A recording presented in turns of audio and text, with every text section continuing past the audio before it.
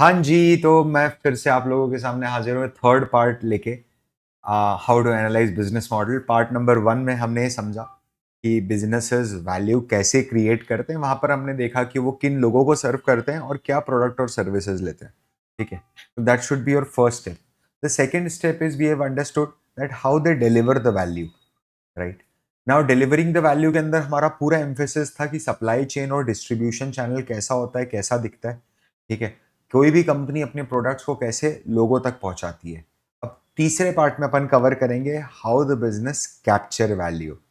यहां पर अपने को यहां पर अपने को एक बात समझनी पड़ेगी कि क्रिएटिंग वैल्यू और कैप्चरिंग वैल्यू के बीच में डिफरेंस है ना। जब मैं बोल रहा हूँ वैल्यू क्रिएट हो रही है, तो बहुत सारे बिजनेसेस ऐसे हैं जो रियल वर्ल्ड प्रॉब्लम सॉल्व करके कस्टमर्स के पास तक पहुंचते हैं, एक्चुअल में लाइफ में कोई वैल्यू क्रिएट करते हैं।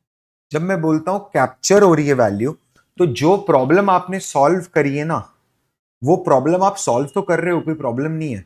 ठीक है, मतलब वो इश्यू सॉल्व करके आप वैल्यू क्रिएट कर रहे हो सामने वाले की लाइफ में, बट आप बिजनेस को कैप्चर नहीं कर पा रहे हो।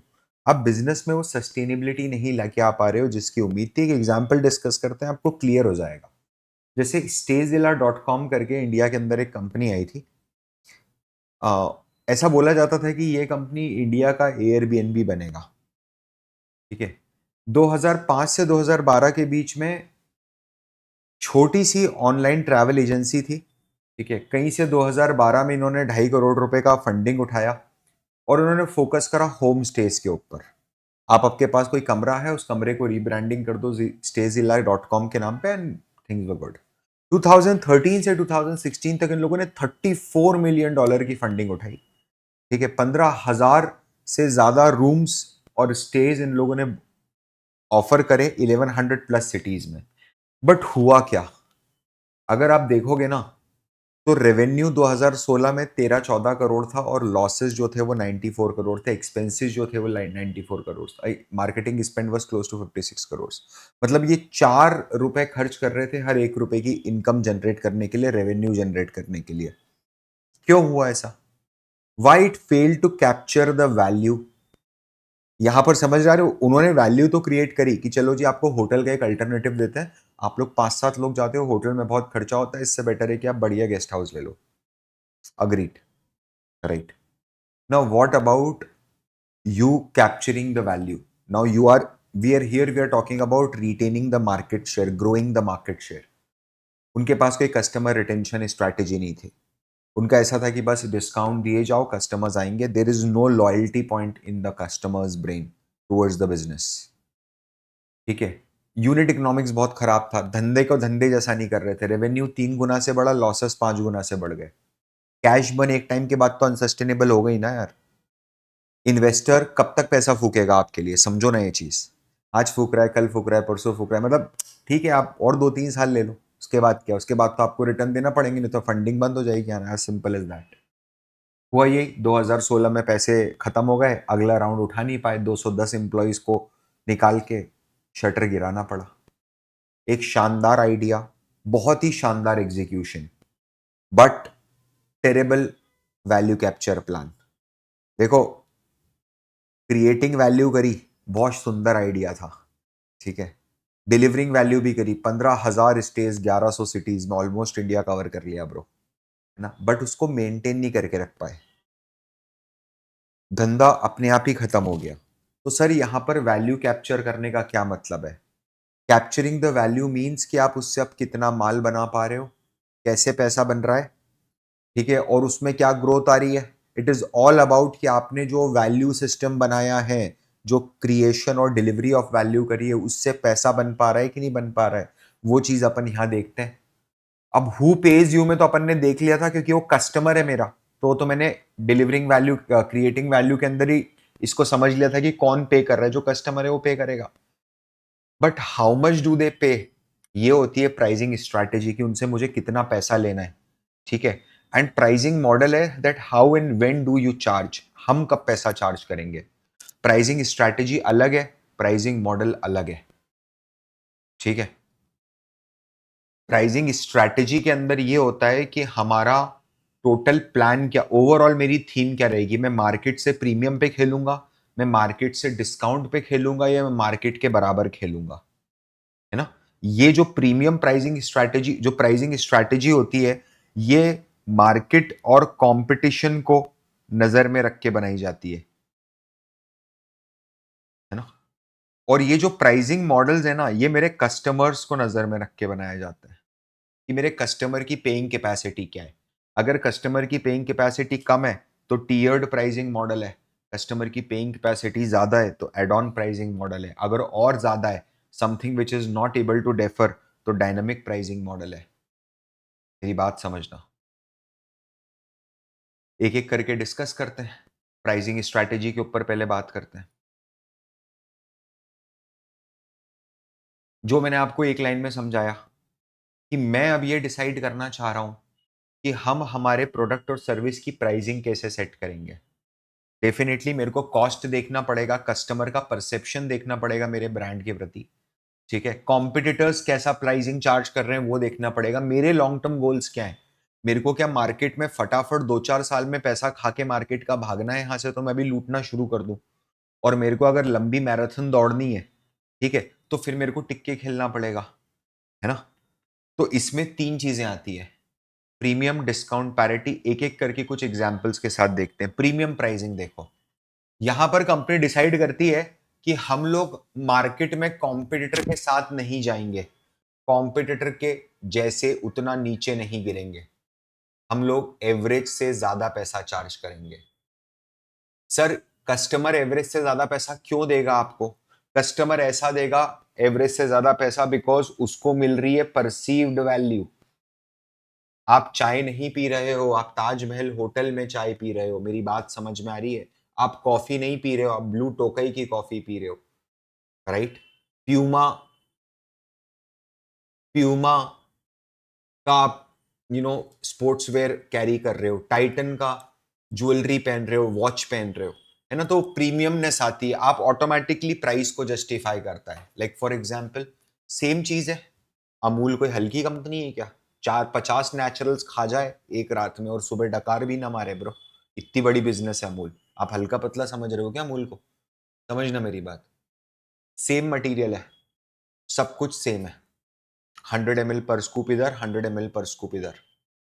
ये 20 से 50 रुपए में मिलता है, 20 रुपए में वनीला मिल जाता है, वहां वनीला भी खरीदने जाओगे तो 80 रुपए में मिलेगा। नेचुरल सेम प्रोडक्ट का 2 से 3 गुना ज्यादा पैसा चार्ज कर रहा है आपसे। ये क्यों कर पा रहा है? क्योंकि उसने प्राइसिंग पॉलिसी, प्राइसिंग स्ट्रैटेजी उसकी वैसी रखी। अब इसके एडवांटेजेस क्या है? डेफिनेटली आप अच्छे मार्जिन पे बिजनेस करते हो, है ना। आप क्वालिटी की जगह क्वांटिटी की जगह क्वालिटी पे फोकस करते हो, बेटर ब्रांड बिल्डिंग, खर्च करने का पैसा मिलता है ना, आपको मौका मिलता है, ठीक है। कस्टमर की लॉयल्टी आपकी तरफ बढ़ती है, क्योंकि वही चीज है ना, ज्यादा पे कर रहा हूं ना, तो ऑटोमेटिकली हिंदुस्तान, आधे हिंदुस्तान के लिए वो चीज अच्छी हो गई, ठीक है।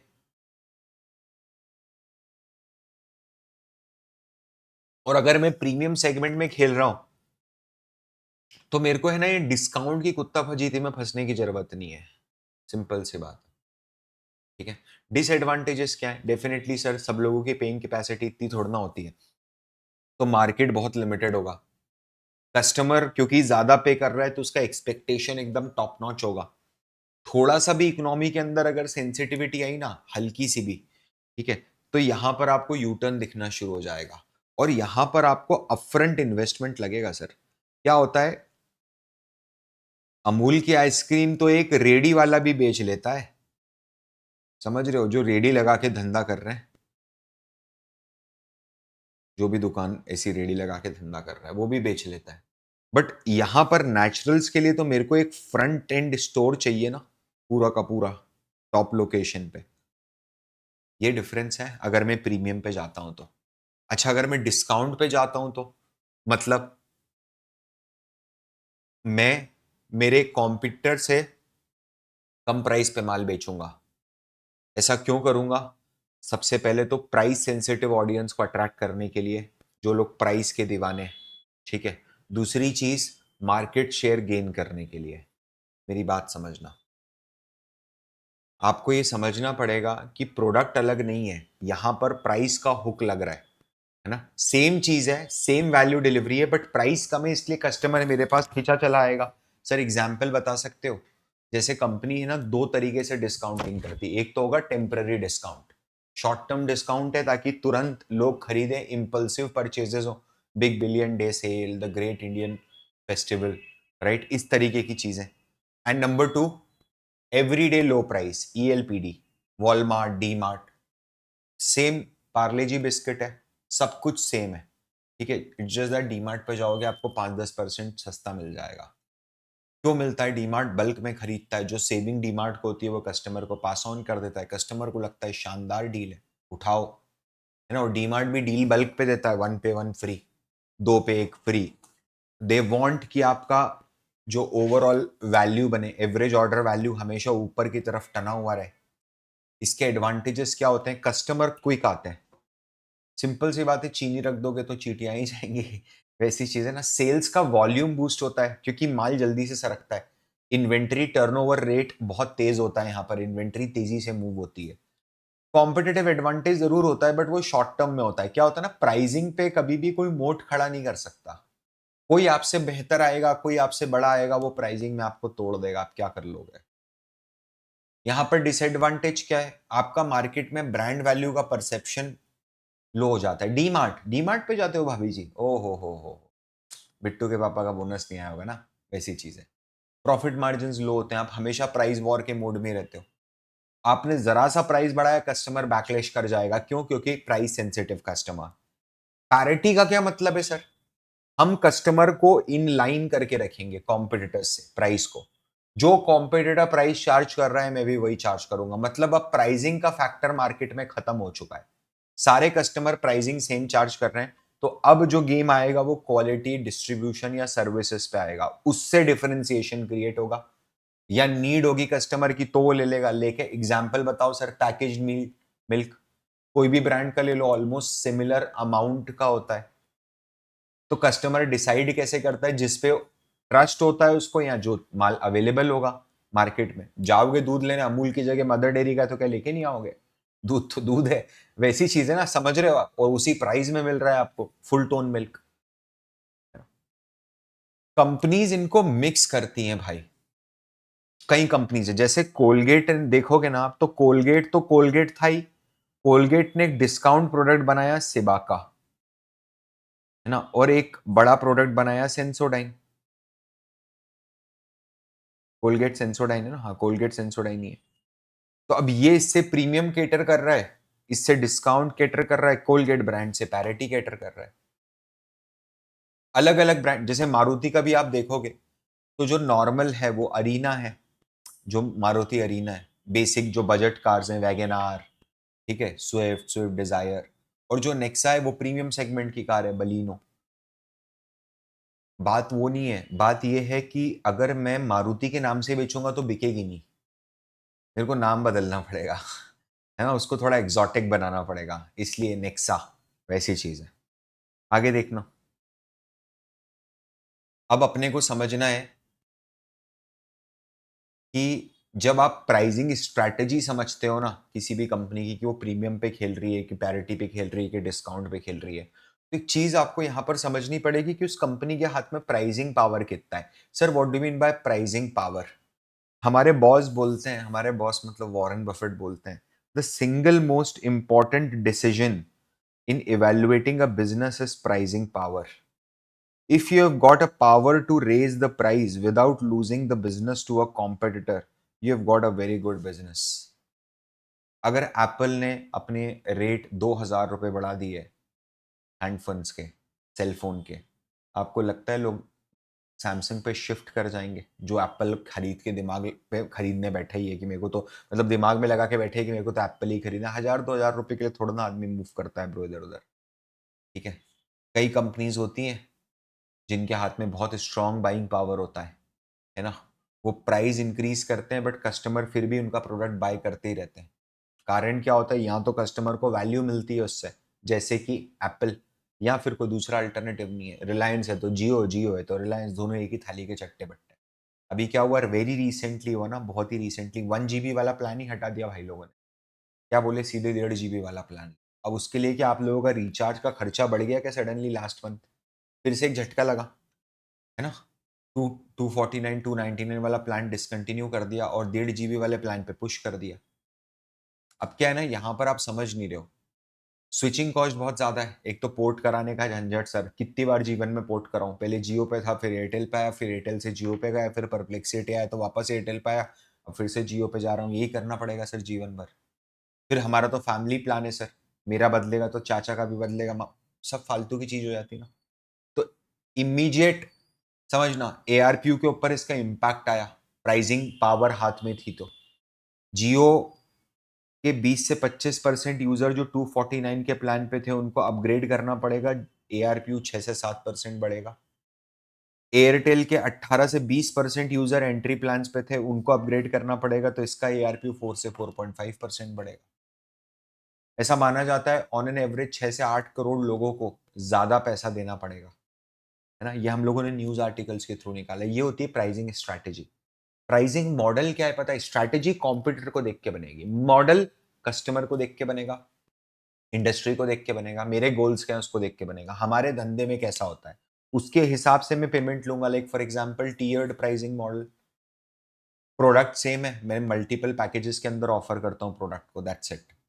ठीक है, ताकि वो सबके बजट में बैठ जाए। जैसे कि सर, जैसे कि चैट जीपीटी अभी अभी रिसेंटली फ्री भी अवेलेबल है, फ्री में भी चाहिए फ्री में भी मिल जाएगा। इसके पहले प्लस 1999 का था, प्रो 19,900 का था। समझना मेरी बात। अब अगर आप ये इन्होंने गो निकाल दिया अभी अभी 399 का प्लान 400 रुपए में, समझ रहे हो आप। सैमसंग का ले लो आप एग्जाम्पल, गैलेक्सी ए सीरीज जो है वो बजट है, एम सीरीज मिड टायर है, एस सीरीज जो है वो प्रीमियम है, और अल्ट्रा प्रीमियम जेड और जेड फोल्ड और जेड फ्लिप है। टीयर बेस्ड है ना। इससे क्या होता है, मार्केट हर तरह के प्राइस पॉइंट पे मैं रीच कर पा रहा हूँ कस्टमर को, अलग अलग कस्टमर सेगमेंट को मैं रीच कर पा रहा हूँ, मार्केट में पेनिट्रेट कर पा रहा हूँ, सेलिंग अपॉर्चुनिटी है। कस्टमर को कस्टमर को इंटाइस करते हैं कि अरे 16 ही लिया है क्या, 16 प्रो नहीं लिया, अरे 16 प्रो ही लिया है क्या, 16 प्रो मैक्स नहीं लिया। वैसी चीज है अब सेलिंग क्या, उसको एक एम्बिशन बनाते हैं ना उसके दिमाग में कि देख तू लो टायर पे क्यों बैठा है, तेरे को हाई टायर पे क्या रिस्क है पता है इसके अंदर। कई बार ऐसा होता है जब आप बहुत ज्यादा टायर्स बना देते हो ना, ऐसे टायर 1 टायर 2 टायर 3, तो कंफ्यूजन क्रिएट होता है। ऐसे जस्ट कॉल करके एक टेलीफोन सिस्टम बिजनेस था, जो ऐसा होता है ना कि एक सिंगल नंबर पे मल्टीपल लोग कॉल उठा लेते हैं एक ही बार में, टोल फ्री नंबर जो होता है वो सेम टेक्नोलॉजी प्रोवाइड करता है। नहीं तो मतलब आपको एक लोकल नंबर मिल जाएगा, पूरी दुनिया से उस पर कॉल आ सकता है। बट उनका जो प्राइसिंग सिस्टम था वो बहुत मेसी था, बहुत ज्यादा मेसी था। हर फोन के लिए अलग नंबर, हर टीम मेंबर के लिए अलग नंबर, हर इंटीग्रेशन के लिए अलग चार्ज करते थे। तो कस्टमर को कभी पता ही नहीं चल पाता था कि यार मेरे को टोटल चार्ज कितना करेंगे ये लोग। मतलब क्या होता था, जैसे 1,000 लोग अगर साइन अप कर रहे हैं प्लेटफॉर्म पे, तो आदमी पैसा तो तब देगा ना जब उसको प्राइसिंग समझ में आएगी कि प्राइसिंग है क्या एक्चुअली। तो प्राइसिंग लेस देन 10% लोग समझ पाते थे और उतने ही लोग बस कन्वर्ट हो पाते थे। जस्ट कॉल ने क्या करा, सब कुछ हटाया और 4 मेजर प्लान्स लेके आया, that's it. Team pro, pro plus खत्म। समझना, क्लीनिंग कर ली बिल्कुल। अब यहां पर रिस्क नंबर 2 क्या हो सकती है? रिस्क नंबर 2 है, रिस्क नंबर 2 है हॉटस्टार। जैसे सिमिलरिटी है दोनों टीयर्स के बीच में, क्या सिमिलरिटी है कि 299 वाला प्लान में ऑलमोस्ट वही सब चीजें हैं जो 1499 वाले प्लान में, तो लोग क्यों बॉदर करेंगे। मतलब क्या होता है ना, कई बार प्राइस सेंसिटिव ऑडियंस को लगता है कि मेरे को जो टीयर 1 से टीयर 2 में मिल रहा है, वो जितना मैं पे कर रहा हूं ना आगे बढ़ने का, उतनी मेरे को वैल्यू नहीं मिल पा रही है। ठीक है, फिर होती है add on pricing. Now sir, add on pricing का मतलब क्या है? बहुत शानदार तरीके से आपको समझाता हूं। आप जो मेन प्रोडक्ट ले रहे हो ना, उसके साथ आपको कुछ एडिशनल दे के, चिपका के आपको एक्स्ट्रा, जो बच्चे थोड़े अमीर घर के हैं, क्रॉक्स अगर आप खरीदते हो तो क्रॉक्स के साथ जिबिट्स आते हैं, जिबिट्स, है ना, 200 250 रुपए के रबड़ के गुड्डा गुड्डी जो आप लगाते हो आगे, है ना। कोई कॉफी वाला लगा रहा है, कोई मफिन वाला लगा रहा है, कोई कप केक लगा रहा है, कोई क्या लगा रहा है, राइट। तो वो एड ऑन है ब्रो, सिंपल सी बात है। आप इंडिगो फ्लाइट देखते हो तो अब उसके अंदर अगर आपको फास्ट फॉरवर्ड चेकिंग करनी है, मील्स चाहिए, एक्स्ट्रा बैगेज है, सीट सिलेक्शन है, सबका पैसा चाहिए। These all are add ons. Mahindra ने भी तो यही करा अभी रिसेंटली। ठीक है, BE6 जो मॉडल आया बैटमैन एडिशन में, ठीक है, उन्होंने बैटमैन थीम में लॉन्च करा, क्या हुआ, 135 सेकंड में माल साफ, 90,000 रुपए एक्स्ट्रा चार्ज करे, उसके लोगों ने खड़े खड़े खरीद लिया मॉडल तुरंत, है ना, बैटमैन वर्जन आया तो। न्यूज़पेपर भी करता है क्या, बेस पे एड ऑन सब्सक्रिप्शन दे दिया आपको कि आपको मिंट का तो मिलेगा ही मिलेगा, अगर आप चाहते हो इकोनॉमिस्ट का तो आपको 4,000 में दे देंगे, वॉल स्ट्रीट जर्नल का तो 3500 में दे देंगे, बैरन का 3 में दे देंगे, मिंट प्रीमियम का चाहिए तो 2, ये तो बेस है ही। ठीक है, इसके पीछे का लॉजिक क्या होता है पता है, कंटिन्यूअसली कस्टमर को निचोड़ लेना आखिरी तक, अपने मार्जिन तो बढ़ेंगे बढ़, क्योंकि एड ऑन में ज्यादा खर्चा नहीं होता आपका, सिर्फ मार्जिन बढ़ते हैं। इसकी सबसे बड़ी रिस्क क्या है पता है, इसकी सबसे बड़ी रिस्क है कि कस्टमर नोटिस कर लेगा अगर आपने ज्यादा कर लिया, आटे में नमक जैसा चल जाएगा। लेकिन कोई बैंक है जो हर ही चीज के लिए पैसे लेता है कि एसएमएस अलर्ट आया तो 1 रुपए कट गए, चेकबुक दी दी तो 5 रुपए कट गए, एटीएम कार्ड इशू कर दिया तो 100 रुपए कट गए, ऑनलाइन ट्रांजेक्शन कर लिया तो 50 रुपए कट गए, है ना। तो फिर कस्टमर को लगता है कि अरे तो मेरा दूध निकाल रहा है पूरा, मतलब पूरी तरीके से हमको निचोड़ रहा है। दूसरी चीज है कि अगर आप बहुत ज्यादा एड ऑन लगा दोगे ना, तो बंदा चेकआउट ही नहीं कर पाएगा, उसके पहले ही भाग जाएगा। जैसे फॉर एग्जांपल मानो अगर भारती एयरटेल बोले कि बेस प्लान अगर आपको चाहिए कॉलिंग का तो इतना, डेटा पैक चाहिए तो अलग से इतना, रोमिंग पैक चाहिए तो अलग से इतना, इंटरनेशनल कॉलिंग पैक चाहिए तो इतना, एसएमएस पैक चाहिए तो इतना, एंटरटेनमेंट, नहीं बोलेगा भाई तू जाने दे यार। ठीक है, वैसी चीज है। आप टीयर्ड प्राइसिंग और एड ऑन प्राइसिंग को ऐसे समझो, टायर्ड प्राइसिंग जो होती है, टायर्ड प्राइसिंग में स्मॉल मीडियम लार्ज पिज्जा का साइज है, सेम प्रोडक्ट है, बस उसका साइज छोटा करके अफोर्डेबिलिटी बढ़ा दी है अलग अलग ऑडियंस के लिए। ठीक है, एड ऑन्स में क्या है, पिज्जा में आप जो टॉपिंग्स डलवा रहे हो एडिशनल, ठीक है, these toppings are you know your add ons, है ना, मशरूम एक्स्ट्रा डाल देना, ऑलिव एक्स्ट्रा डाल देना, वैसी चीजें। डायनेमिक प्राइसिंग मॉडल क्या है, ये तो आपने देखा है, ये कंज्यूमर के बिहेवियर, डिमांड और सप्लाई के टाइमिंग से चेंज होता है भाई। डिमांड ज्यादा है, सप्लाई लिमिटेड है, टाइमिंग बहुत क्रूशियल है, कंज्यूमर का बिहेवियर फोमो में दिख रहा है, चेप दो उसको। दिल्ली से गोवा आपको जाना है, 3 महीने पहले जो फ्लाइट 3,000 रुपए की हुआ करती थी, आज वही फ्लाइट, मतलब मेरे बाजू वाले ने 3,000 में टिकट कराया है और मैं 12,000 में टिकट करा रहा हूँ, है ना, होता है ऐसे ही होता है, इट इज वेरी कॉमन।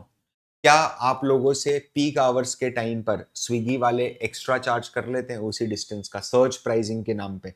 ओला उबर भी चार्ज करता है। इनका लॉजिक क्या होता है कि सर डिमांड हमको बैलेंस करनी है ना, हम इतना सर्व नहीं कर पा रहे हैं तो हम कैसे कस्टमर को टाइम पे दे पाएंगे, तो we need something extra from the customer, और इससे हमारा रेवेन्यू भी बढ़ी रहा है।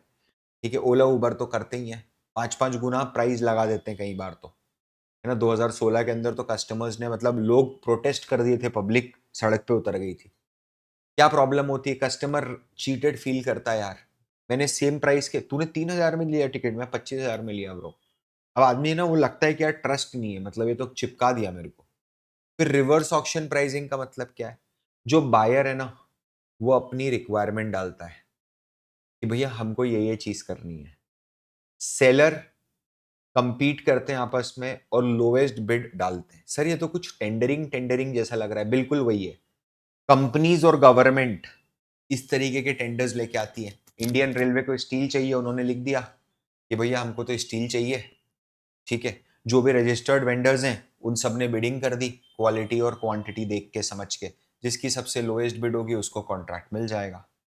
ठीक है, से फॉर एग्जाम्पल एक हॉस्पिटल चेन ने रिक्वेस्ट करा था 5,000 पीपी किट का वाया इंस्टामार्ट।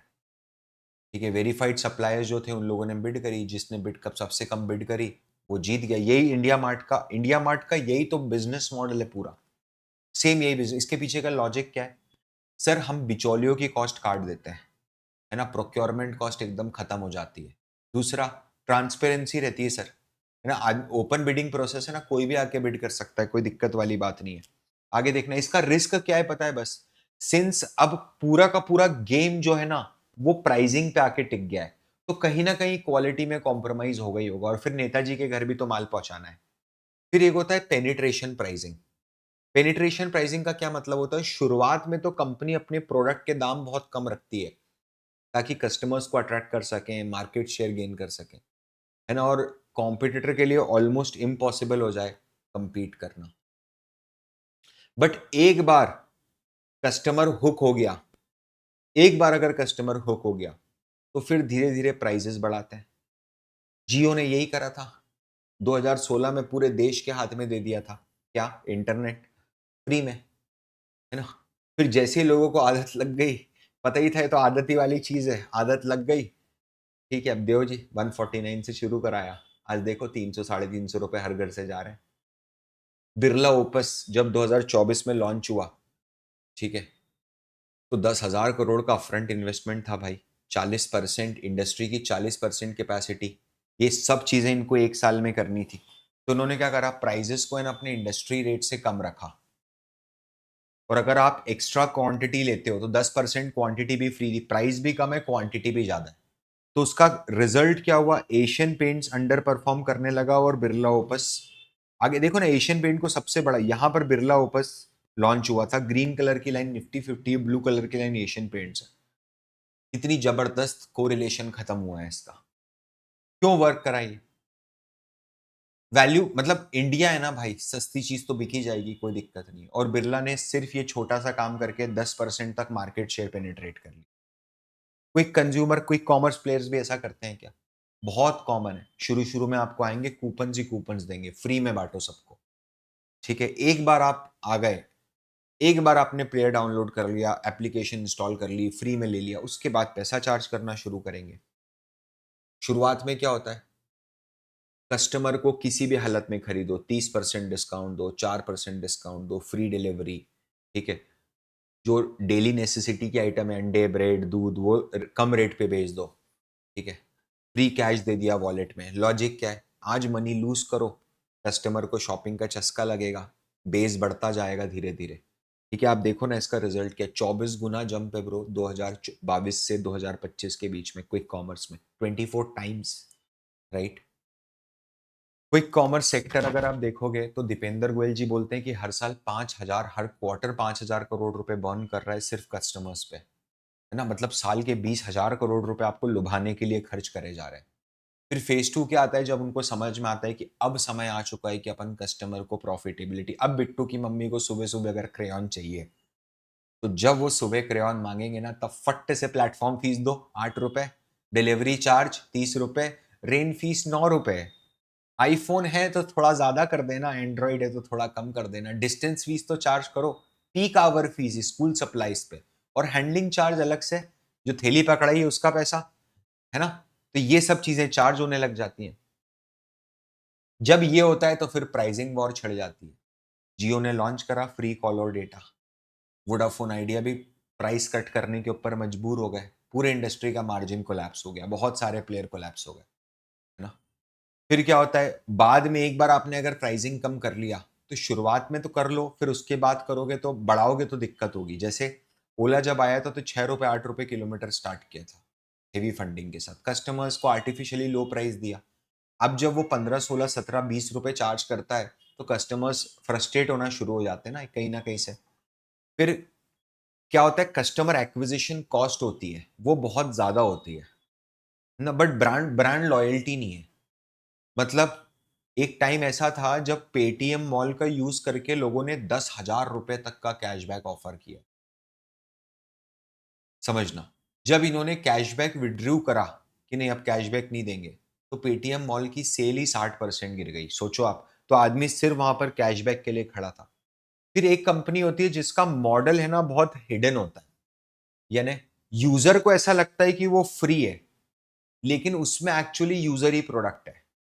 जैसे फ्री फ्लाइट कंपैरिजन टूल, कोई साइन अप की रिक्वायरमेंट नहीं है, कोई सब्सक्रिप्शन नहीं है, जस्ट सर्च करो, कंपेयर करो और बुक करो, ठीक है। तो उसमें सर फिर पैसा कैसे कमा रहे, एफिलिएट फीस। स्काई स्कैनर पे जब आप जाते हो, तो एक तो स्काई स्कैनर ही अपने वेबसाइट पे स्पेसेस सेल कर देता है एडवर्टीजमेंट के लिए, क्योंकि उसके वेबसाइट पे इतने सारे लोग आ रहे हैं, ठीक है। फिर एफिलिएट कमीशनिंग होती है 1% से 5%, ठीक है। फिर उसके बाद, क्योंकि आप उसके थ्रू बुक कर रहे हो इसलिए, है ना। नो कॉस्ट ईएमआई, आपको लगता है कि सब कुछ नो कॉस्ट है ना, कुछ भी तो नहीं देना है। 9,999 का है, मैं 3,333 की 3 इंस्टॉलमेंट दे देता हूँ, तो नो कॉस्ट ही हो जाएगा पूरी तरीके से। बट एक्चुअली में जो मार्शल है, वो बजाज फिनसर्व को 8,500 रुपए दे रहा है, और बजाज फिनसर्व 999 दे रहा है। कस्टमर को समझ रहे हो आप? यहां पर क्या कंपनी और बजाज फिनसर्व आपस में साठगांठ कर रहे, कस्टमर को तो उतने में ही पड़ रहा है ब्रो। ठीक है, बजाज फिनसर्व को क्या मिल गया, कस्टमर को क्या मिला, प्रोडक्ट मिला। मार्शल को क्या मिला, सेल मिली। बजाज फिनसर्व को क्या मिला, बीच में डिफरेंस कमा लिया, उसने भी ब्याज कमाया बैठ के। इसके पीछे का लॉजिक क्या है, कस्टमर्स को बांध के रखना कंटिन्यूस बेसिस पे, है ना। हिडन रेवेन्यू के पीछे रिस्क क्या है, प्राइवेसी ब्रो, डार्क पैटर्न्स है, बहुत ज्यादा ओवर डिपेंडेंस है आपकी एड्स के ऊपर। धीरे धीरे जब एडवर्टाइजमेंट स्लो करोगे ना, रेवेन्यू फॉल होना शुरू हो जाएगा। एंड यूजर डिपेंडेंसी बहुत ज्यादा है, मतलब आपको बहुत बड़े बेस के साथ ही काम करना पड़ेगा। अगर आपने छोटा बेस रखा ना, तो आपका एक्सपेंस ही खा जाएगा पूरी तरीके से। फिर एक होता है सर फ्रेंचाइजिंग और लाइसेंसिंग मॉडल। हमने कोई स्पेशल तरीके से, कोई स्पेशल प्रोसेस से कोई बिजनेस बनाया है, उस बिजनेस को हम वो तरीका दूसरों को सिखा देते हैं लीगली और उनसे एक रॉयल्टी लेते हैं। जैसे पेप्सी ने एक प्रोडक्ट बनाया, ठीक है, पेप्सी, उसका फॉर्मूला पेप्सी के पास है, ठीक है। अब क्या है, पेप्सी क्या करता है, वरुण बेवरेजेस लिमिटेड से एक अपफ्रंट फीस लेता है, उसको वो कंसंट्रेशन बेचता है और साथ में रेवेन्यू में शेयर लेता है। तो वरुण बेवरेजेस को 6% और 8% ऑफ द सेल पेप्सी को देना पड़ता है। डिज्नी भी यही करता है कि मर्चेंडाइज के केस में जो टी शर्ट्स वगैरह आप पहनते हो, लाइसेंस टी शर्ट्स जो होती हैं, सरोजनी वाली नहीं, है ना, कोई थीम पार्क्स हैं, उनमें जो टिकट्स बिकते हैं वो सब डिज्नी का आपको रॉयल्टी देनी पड़ती है। लॉजिक क्या है, असेट लाइट एक्सपेंशन है, डिज्नी का क्या लगा, नाम यूज कर रहा है, कर ले। ठीक है, रिस्क ट्रांसफर, मतलब local rules regulations, market uncertainty, वो सब कौन कौन लेगा, वो जो चला रहा है धंधा वो करेगा, मेरे को क्या करना भाई। और लोकल मार्केट्स हैं तो लोकल एक्सपर्टीज मिल जाती है। अगर आप फ्रेंचाइज मॉडल पे जाते हो तो मार्केट को, मैं अगर आज अचानक से किसी नई जगह पर जाके बिजनेस करना शुरू कर दूं, I don't know the practice over there, ठीक है। यहां पर रिस्क क्या है, अगर आपके पार्टनर्स फ्रेंचाइजीज अच्छी नहीं है तो ब्रांड डैमेज हो जाएगा। सबवे के साथ हुआ इंडिया में, ठीक है। कस्टमर बोले कि सबवे जो दिल्ली में टेस्ट होता है और मुंबई में टेस्ट है पूरी तरीके से अलग है। फिर अब तो बैंक्रप्सी की कगार के ऊपर आ गए। आपको पार्टनर पे डिपेंडेंसी क्रिएट करनी पड़ेगी। आज पेप्सिको, आपको लगता है कि वरुण बेवरेजेस पेप्सिको के कारण चल रहा है, लेकिन एक्चुअली पेप्सिको वरुण बेवरेजेस के कारण चल रही है। पेप्सिको रातों रात कैसे दूसरा पार्टनर ढूंढेगी। हाँ, वरुण बेवरेजेस की रिस्क है कि अगर वरुण बेवरेजेस की भी रिस्क है कि पेप्सिको ने अगर धंधा खत्म कर दिया तो मेरा 99% बिजनेस टूट जाएगा, कोई डाइवर्सिफिकेशन नहीं है इस टाइम पर। फिर क्या होता है, आईपी थेफ्ट और मिसयूज, समझना कि यार ये सेम चीज अगर मैं किसी को दे दूंगा तो वो भी बना लेगा। चाइना वाले तो करते ही हैं, हर चीज की डुप्लीकेट कॉपी बना देते हैं। तो हमने देखा कि कैसे अलग अलग बिजनेसेस अलग अलग प्राइसिंग मॉडल बनाते हैं, depend on their customer, product या मार्केट। अब कौन सा बिजनेस मॉडल है ना, ये पिक करना बहुत इंपॉर्टेंट है। ये एक कंपनी को ये इंश्योर करेगा कि कितने इफेक्टिवली आप वैल्यू कैप्चर कर पा रहे हो। अब एक सिंगल कंपनी अगर आप लेते हो तो एक से ज्यादा प्राइसिंग मॉडल पे काम कर सकती है। जैसे इटर्नल है, शुरुआत में पेनिट्रेशन मोड पे गए, फिर डायनामिक पे आए, अब हिडन रेवेन्यू मॉडल्स हैं। हिडन रेवेन्यू मॉडल मतलब आपको नहीं दिखता लेकिन वो प्रमोशन के नाम पे रेस्टोरेंट से पैसा चार्ज कर लेते हैं। फ्रेंचाइजी मॉडल्स हैं जो ब्लिंकिट के डार्क स्टोर्स हैं। तो हमने क्या देखा अभी तक, हमने देखा कैप्चरिंग वैल्यू, मतलब कि बिजनेस कैसे वैल्यू कन्वर्ट बना रहा है, ठीक है, कैसे बिजनेस वैल्यू को कन्वर्ट कर रहा है और रेवेन्यू बना रहा है। ठीक है, क्यों मैटर करता है, क्योंकि अगर बिजनेस ने वैल्यू क्रिएट करी, डिलीवर करी, लेकिन कैप्चर नहीं कर पाया तो काम खत्म हो जाएगा। At the end of the day everything boils down to money. फिर अपन ने प्राइसिंग स्ट्रैटेजी देखी कि प्रीमियम प्राइस, हम ओवरऑल धारणा बना सकते हैं कॉम्पिटिटर को देख के कि कॉम्पिटिटर से प्रीमियम चार्ज करूंगा, डिस्काउंट चार्ज करूंगा, पैरिटी लगाऊंगा, ठीक है। नंबर 3, फिर हमने अलग अलग tiered model, add on, dynamic, reverse auction, penetration, hidden revenue, franchising, licensing, ये सारे प्राइसिंग मॉडल समझे। मतलब at the end of the day business के लिए सबसे बड़ा लिटमस टेस्ट है कि क्या प्राइस अगर रेस करूंगा तो कस्टमर जाएंगे कि नहीं जाएंगे। अगर नहीं जाएंगे तो बेहतरीन काम, ठीक है। क्या आप लोगों को यहां तक समझ में आया? मैं एक छोटी सी बात आपको बताना चाहता हूँ।